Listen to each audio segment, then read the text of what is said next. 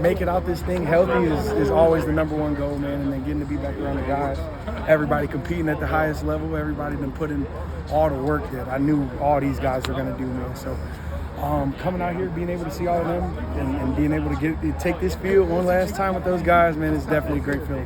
Before we talk about actual performance and the way you felt with all the drills and stuff, there was a lot of people here today, and it was said that by other reports that potentially the largest pro day ASU's ever had. 31 teams in the NFL represented today. What's it like being around a culture and a program that's really growing to a level where pretty much every team in the league wants to come and see the best players on the team? Yeah, man, it's a testament to Coach Dilly and his staff and getting us around a great group of guys that will just lead this program, man. The work ethic, everybody's instilled the same things, man. Everybody knows the standard that we're supposed to live up to. Everybody knows the things that we have to do to be great, basically, man. So just being able to come out here and reap the benefits of our labor, man, is just the biggest thing to me, man, because being able to watch guys like Shaman, I've watched every game he's played his entire career, man. So being able to see guys like him, guys like Xavier and Alfred, man, get able to rewrite the story, rewrite the narrative about themselves, man, is just the biggest blessing, man. I'm excited to see what happens for all these guys and all my teammates, man, and I can't wait to see what's next. How do you feel about your own individual performance today and the way you were able to kind of perform in some of the drills and stuff like that? Yeah, man, there's always room for improvement, but overall I feel like I did a very solid day, man. I attacked training very, very hard since January, man. I was up in Colorado at altitude, so coming down here, man, getting the air back in your lungs, man, it felt good. So I feel like overall I had a pretty solid day for sure. It looks like you had a bunch of family out here. Just how much did having your closest support system around you mean to you? Man, it's great, man. My parents, my cousin, man, coming out here to support me. We're a long way from home, you know what I'm saying? So being able to have them out here from Ohio means the world to me, man. I do it for them, man. They've been there every step of the way, man. I've been playing with him since I was probably about 5 years old, and then my parents, they've been there every step of the way. So being able to, have a full circle moment and finish this thing off with the people that I started with was huge. And is there any big things on the table like the next month in terms of draft prep, talking to teams, anything of that sort? I chopped it up with a few teams today. I talked to the Broncos, the 49ers, the Lions, and the Cardinals. Probably talk to my agent, set some things up, go meet with them over the next month before the draft and things like that. Probably get a workout in or see the facilities and things like that. But that's all I've got really much right now. So for you now, what was this like today in the morning in the preparation, getting ready for this morning? What was the energy like? Obviously, you've played a ton of games in college football, so you're kind of used to getting the nerves out quick. But I'm sure this was kind of a different feeling to a game environment. Yeah, man. You kind of approach things the same way as you're getting ready for a game, and you're around the guys. The energy's high, man. You're rooting for one another, man. All that stuff was huge. That was fun, being able to do all those things. But going into preparation is basically just staying focused. The hardest thing about today is timing your warm-up up with everything, man, because you don't want to warm up too soon, and then I got 9 guys in front of me that I still got to wait for, man. So just timing everything, making sure you're on top of it. I've been keeping in contact with my trainer the entire time I've been here, so just staying consistent to how you've been training and how you've been eating. Everything that you've been doing the last 3 months is just, today was just all about staying consistent and doing all those things very well. And one last question for me, just how much does it mean to you that you can say that you're a Sun Devil for life, and what advice would you give to people that are looking to potentially become Sun Devils? Man, you get to kick it with guys like this all day, man. Jacob, being around guys like Jacob and that whole D-line room, man, not only just the players but the staff.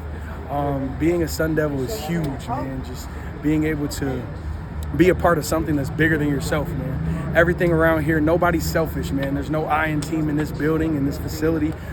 Coach Dillingham, he's done a great job putting together his staff and leading this group of young men with a lot of great positive role models ahead of us, man. So being able to be a part of that for life, man, is huge. I think Jacob got a question. I got a question. So how does it feel to have the best beard on the team?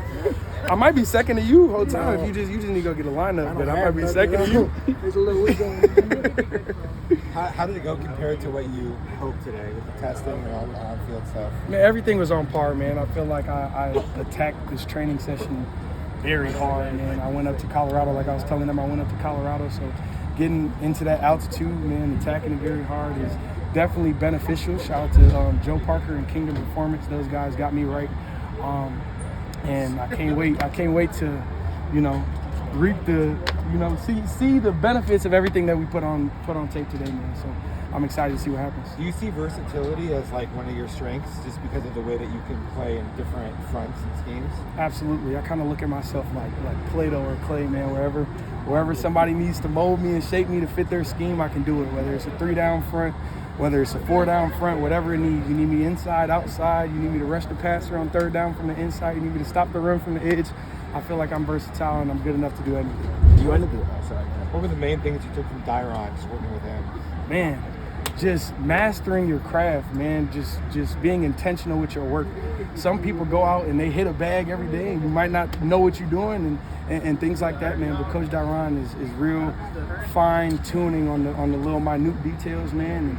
And I feel like for me, from year 1 to year 2, those little minute details is what let me take the jump that I did, man. So being able to just focus on the little things and control the things that you can control, trusting in the people around you. That's what I got from him, and not only him, but this entire program. You ended the season on a real high, getting a lot of sacks from the year, feeling very confident. How much did that help translate into this offseason part where you're getting ready for the draft, all this pro day stuff?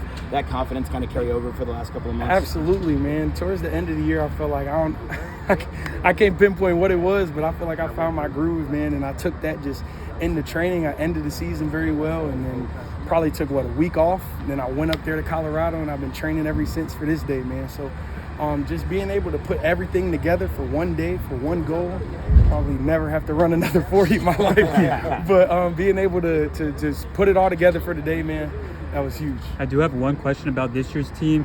Are there any thoughts that you have initially about Clayton coming back and playing wideout this year? What's your thoughts on that? I might have to piggyback off what B. Ward say no comment. But no, man, Clayton is a great athlete, man. I feel like I think he was on one of those crazy freak lists last year or whatever like that. Clayton is an exceptional athlete. He can do whatever this team needs him to do, man. And I'm excited to see however he makes an impact next year for sure.